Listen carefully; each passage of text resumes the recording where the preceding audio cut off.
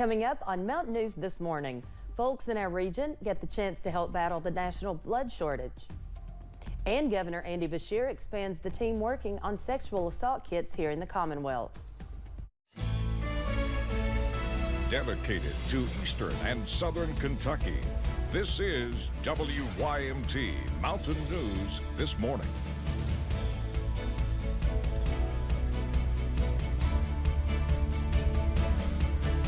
Good morning, I'm Chaskay Hart. It is 6 o'clock on Friday, January 14th. Let's go over and check in with Brandon. And Brandon, I'm so happy it's Friday.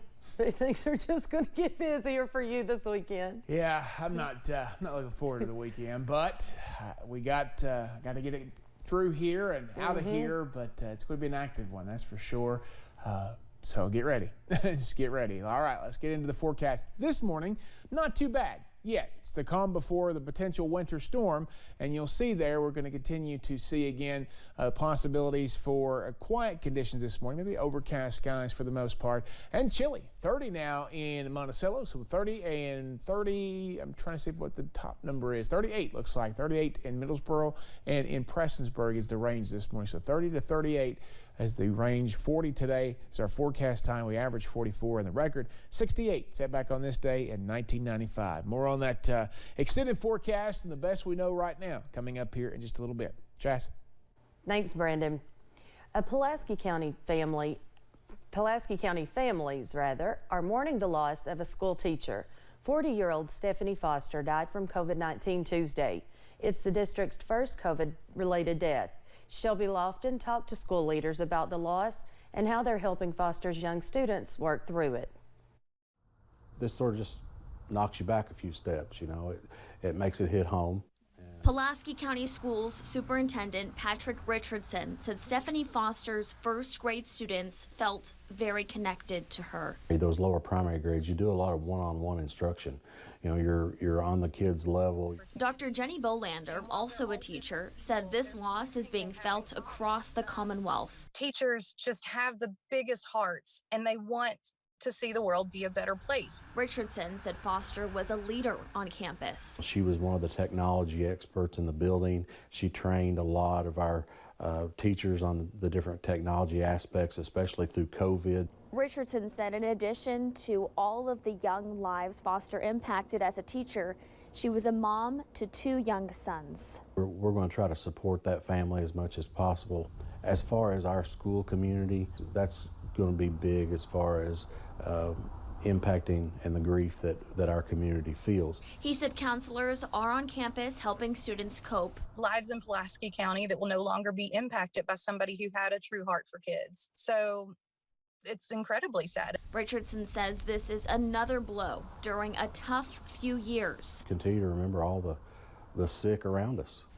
In Pulaski County, Shelby Lofton, WKYT. Despite a global pandemic, the Kentucky Organ Donor Affiliates reported that they broke their record, for saving more than 1,000 lives with organ donations in 2021. The nonprofit shared that 2021 was the 4th consecutive year of growth for transplants. Unfortunately, with thousands waiting, 20 people die each day without receiving a life-saving transplant. When you get live and you're choked, not a lot you can do, can you, Brandon? The Red Cross hosted a blood drive at the Mountain Arts Center yesterday, inviting people in the Prestonsburg area to help battle the national blood shortage. The drive, hosted in partnership with the city, collected 32 units of blood to be added into the national blood supply, a supply that officials say is at the lowest it has been in more than a decade. And through the drive, though the drive is over, there are other ways to help out. Appreciate everyone here in the community pulling this together this week. Also, in addition to blood, we have a real need for volunteers right now. So if someone's not able to donate or that doesn't really fit their need, we could really use some volunteers. To find out how you can help with the shortage, head over to our website or roll up to a blood drive near you. Kentucky's COVID surge continues with another record high positivity rate day. Here's a look at yesterday's report. The state reported 9,267 new cases, bringing our case total to now a little more than 962,000 cases. There were 29 new deaths as well, putting the Commonwealth's death toll at 12,484. The positivity rate is at a record 27.77%. You can always find the latest COVID-19 information on our website, WYMT.com.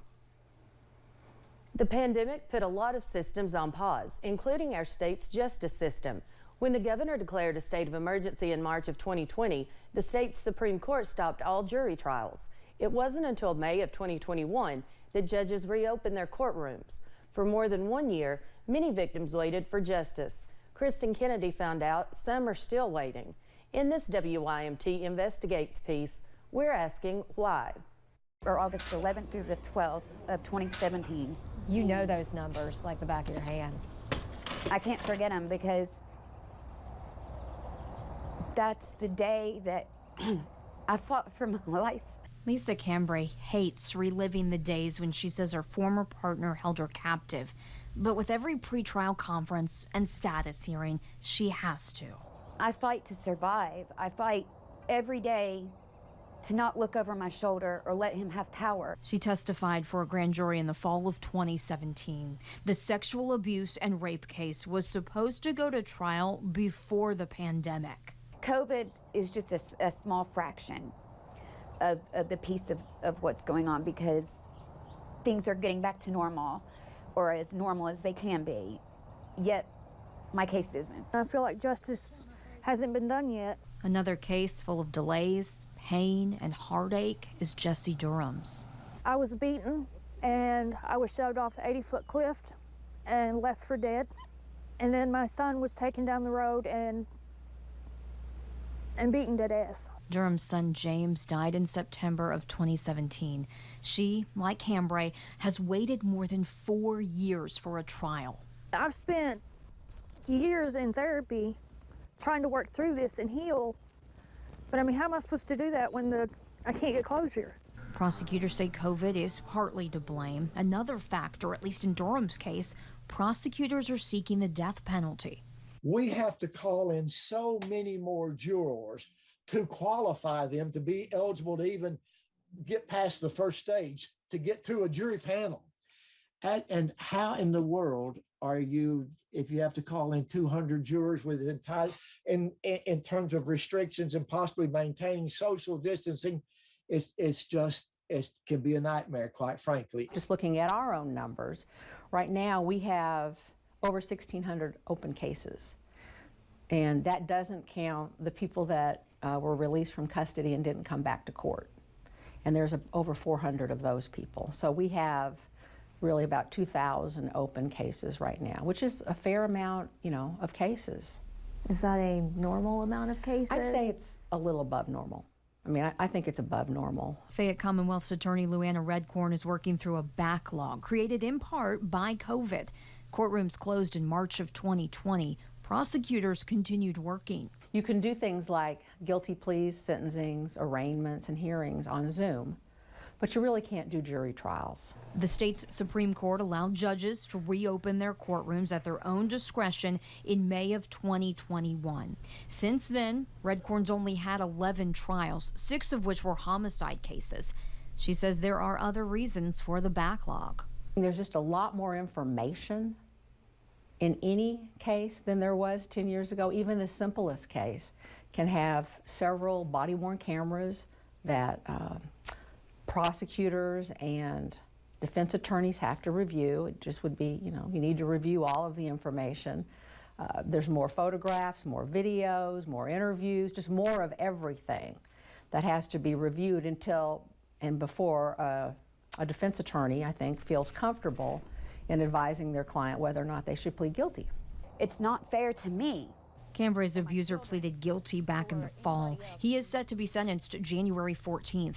Cambray is hopeful it's the last time she has to relive August 11th and 12th, 2017. Cases like mine are lingering, or they're, putting them off and granting another continuance. But maybe think about it if it was your child or someone you loved or someone you knew. That was Kristen Kennedy reporting. And we found out about one more delay in Lisa Cambray's case. Her offender was supposed to be sentenced today, but her case has once again been pushed back. She said it's because prosecutors told her the evaluator was unable to complete the sex offender evaluation. Governor Andy Beshear shared a plan to expand the investigative team working on sexual assault kits. The team is getting a new investigator to focus specifically on efforts in the Louisville-Jefferson County region. The team was formed last summer after the Department of Justice awarded $1.5 million to the Commonwealth to transition 3 trained investigators from the Kentucky Office of the Attorney General to the Kentucky State Police. The bulk of the current SOCI inventory originated in the Louisville metro area. Therefore, the new investigator will reopen and investigate cases and work with prosecutors to obtain new charges when possible.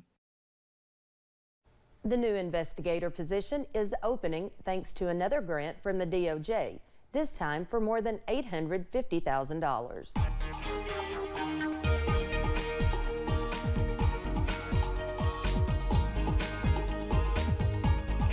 6:11 here on this Friday morning. A busy weekend ahead weather-wise and just in general. We're going to take a look at temperatures this morning and a little warmer than we had this time yesterday. 30s, almost close to 40 in some locations this morning. Got 38 in Prestonsburg and Middlesboro. Looks to be our warmest spots. And 30 in Irvin and Somerset and Monticello, our cold spots this morning. So we're down a little bit in some areas, especially in 2 parts of Lake Cumberland in the I-75 corridor, and up in areas in the Cumberland Valley, and exactly where we were this time yesterday in Wise this morning. 40 this afternoon. I do believe we'll see mostly cloudy skies. I think we could see a few peaks of sunshine this afternoon at some point, but I wouldn't get my hopes up too much. And again, all eyes on that weekend storm. It's going to be a dreary stretch overall for the next couple of days. That winter storm potential continues to grow, but that track of that low means everything as this system moves closer to our region. Chas? Thanks, Brandon. And thank you for joining Mountain News this morning. More news is on the way. Coming up, a major airline offers some reassurance to its flyers as the pandemic causes issues on the runway.